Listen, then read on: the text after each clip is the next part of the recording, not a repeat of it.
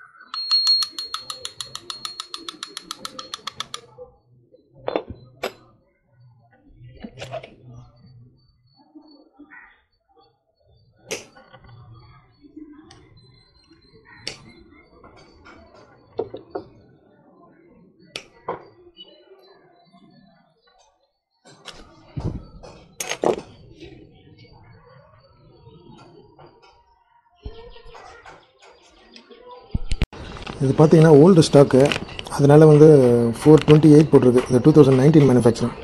So இப்போது நான் ஒரு 2 இயர்ஸ் இருக்கும்னு நினைக்கிறேன். 1.5 years முன்னாடி வாங்கினதெல்லாம் வந்து 235. ரொம்ப ஒன்றும் ப்ரைஸ் டிஃப்ரென்ஸ் இல்லை, 250 அந்த மாதிரி அரௌண்ட் இருக்கும்.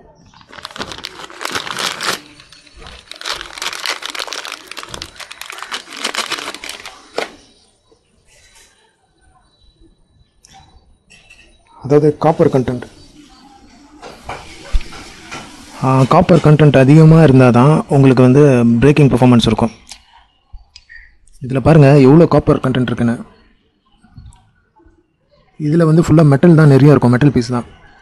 ஸோ மெட்டல் அதிகமாக இதில் மிக்ஸ் பண்ணியிருந்தாங்கன்னா உங்களுக்கு டிஸ்க் பிளேட் வந்து சீக்கிரமாக தேஞ்சு போயிடும்.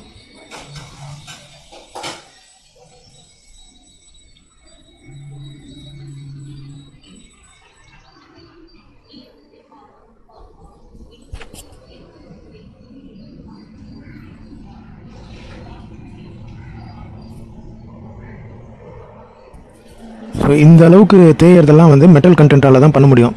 ஸோ அதனால தான் வந்து பல்சரதை விட உங்களுக்கு இது கொஞ்சம் பர்ஃபார்மன்ஸ் நல்லாயிருக்கும். இன்னும் அதாவது யமஹா வந்து ஸ்போர்ட்ஸ் பைக்கில் இருக்கும், அதாவது வெர்ஷன் 3 R15லாம். அது வந்து R15ன்றது அது ஸ்போர்ட்ஸ் கேட்டகரியில் வரும். இதுவும் வந்து ஸ்போர்ட்ஸ் கேட்டகரி தான். இருந்தாலும் வந்து இது இந்தியன் பிராண்டுன்றனால அவங்க கொஞ்சம் காஸ்ட்டு எஃபிஷியண்ட்டாக இருக்கணும், எல்லாருமே வாங்கணும் ஸ்பேரு அப்படின்றனால அவங்க வந்து காஸ்ட் கம்மியாக இவங்க இது மேனுஃபேக்சரிங் பண்ணுறாங்க. அதனால தான் இப்படி இருக்குது. மற்றபடி குவாலிட்டி கம்மி அப்படின்ற மாதிரி சொல்ல முடியாது. பட் அந்த காஸ்ட்டுக்கு ஏற்ற மாதிரி தான் இது இருக்குது. ஸோ இது வந்து காஸ்ட் அதிகமாக இருந்தாலும் அவங்க நிறைய காப்பர் கண்டென்ட் ஆட் பண்ணியிருக்கனால இது பர்ஃபார்மன்ஸ் நல்லாயிருக்கும். ஸோ பெட்டர் ஃப்யூச்சரில் நீங்கள் வந்து பிரேக்கிங் நல்லா பர்ஃபார்மன்ஸ் இருக்கணும் அப்படின்னா ஃபஸ்ட்டு டிஸ்க் பேடு ஈஸியாக மாற்றிக்கலாம். வேறு நீங்கள் இந்த பிளேட்டை மாற்றணும், இல்லைனா வந்து சில பேர் சொல்லுவாங்க இந்த ஹோஸ் வந்து இந்த ரப்பரில் எடுத்துகிட்டு வேறு டைப் ஒன்று இருக்கும், அது போட்டிங்கன்னா இன்னும் கொஞ்சம் பிரேக்கிங் பைட் இருக்கும் அப்படின்லாம் சொல்லுவாங்க. அதெல்லாம் போடுறத விட ஃபஸ்ட்டு நீங்கள் இதை ஈஸியாக பண்ண முடியும். இது வாங்கி ஃபிக்ஸ் பண்ணுறது, இது பண்ணிங்கனாலே உங்களுக்கு பிரேக் இன்னும் பவர் நல்லா வந்துடும். இதை தவிர்த்து இன்னும் நல்ல பிரேக் பேட்லாம் இருக்குது. அது சின்டர்ட் பிரேக் பேடுன்னுவாங்க, செராமிக் பிரேக் பேடுன்னுவாங்க. அதெல்லாம் பார்த்தீங்கன்னா இதை விட உங்களுக்கு பர்ஃபார்மன்ஸ் நல்லாயிருக்கும். ஆனால் ப்ரைஸ் அது 1000, 2000 அந்த மாதிரி இருக்கும். எனக்கு தெரிஞ்சு இதுவே நீங்கள் போட்டிங்கன்னா பெட்டராக இருக்கும்.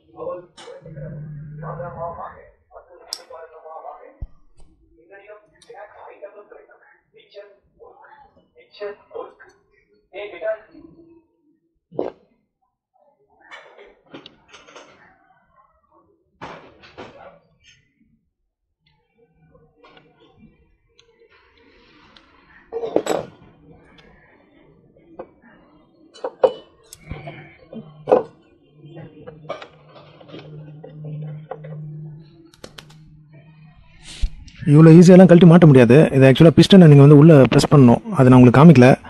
ஏன்னா பழைய பிரேக் பேடை நீங்கள் எடுக்கும்போது பார்த்தீங்கன்னா பிஸ்டன் வந்து வெளியே வந்திருக்கும். மறுபடியும் புது பிரேக் பேடை நீங்கள் ஃபிக்ஸ் பண்ணுறீங்கன்னா அது திக்னஸ் வந்து கொஞ்சம் பெருசாக இருக்கும். ஏன்னா தேஞ்சிருந்த பழசுக்கும் புதுசுக்கும் இந்த பேடில் வந்து டிஃப்ரென்ஸ் இருக்கும், கொஞ்சம் அதிகமாக இருக்கும். ஸோ அப்போ என்ன ஆகுனா அந்த இடத்துல வச்சுட்டு உங்களால் இந்த கேப்பை வந்து கொடுக்க முடியாது. இந்த கேப் இருந்தால் தான் நீங்கள் இதுக்குள்ளே போட்டு லாக் பண்ண முடியும்.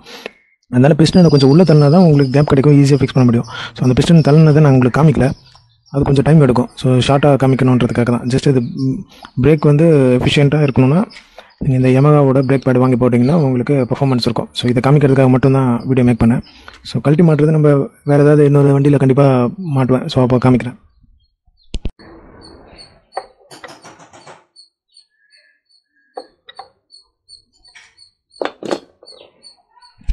அந்த ஃபஸ்ட் டைம் நீங்கள் இந்த லிவரை பிடிக்கும்போது உள்ளே வரைக்கும் போயிடும். ஸோ அந்த பிஸ்டன் இப்போ தான் கொஞ்சம் கொஞ்சமாக வெளியே வரும்.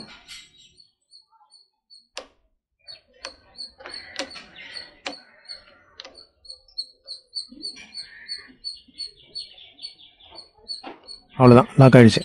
ஸோ இப்போ இனிமேல் பிரேக் நல்லா பிடிக்கும்.